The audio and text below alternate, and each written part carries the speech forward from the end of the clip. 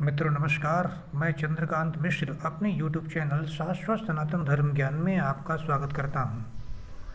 मित्रों, आज मैं आपको इस वनस्पति के विषय में संज्ञान देने जा रहा हूं। ये वनस्पति आपके प्रक्षेत्रों में छत्तीसगढ़ में अत्यधिक मात्रा में अत्यधिक संख्या में मिलती है।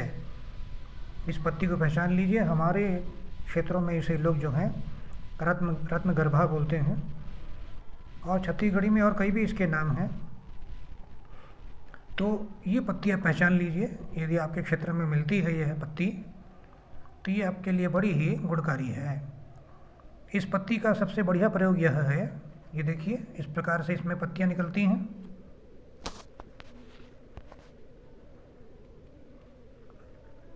ये देखिए, इसके आधार पर आप पहचान लेंगे कि ये पत्ती आपके किस कार्य में आएगी और इसका नाम क्या है, और इसको पहचान भी आप सहज रूप से ले लेंगे। तो ये पहचान करके ये पत्ती ले आइए, और ये पत्ती जो है जब आप पानी में डाल करके उबालेंगे बढ़िया धुआ करके, और अच्छे से उबालने के उपरांत इस पत्ती के द्वारा जो रस पानी में छोड़ा जाता है वो पानी आपको पीना है। तो इस पानी को पीने मात्र से आपके शरीर में जो खांसी सर्दी की समस्या है ये पूर्णतः दूर हो जाती है। ये पत्ती आपको छत्तीसगढ़ में खूब अधिक संख्या में मिलेगी। ये भी मुझे ठंड के समय मिली है इस प्रकार की अवस्था में, और मैंने इसका कई बार प्रयोग किया है, और ये आपकी सर्दी खांसी के समस्या में बड़ा आपको समाधान देगी।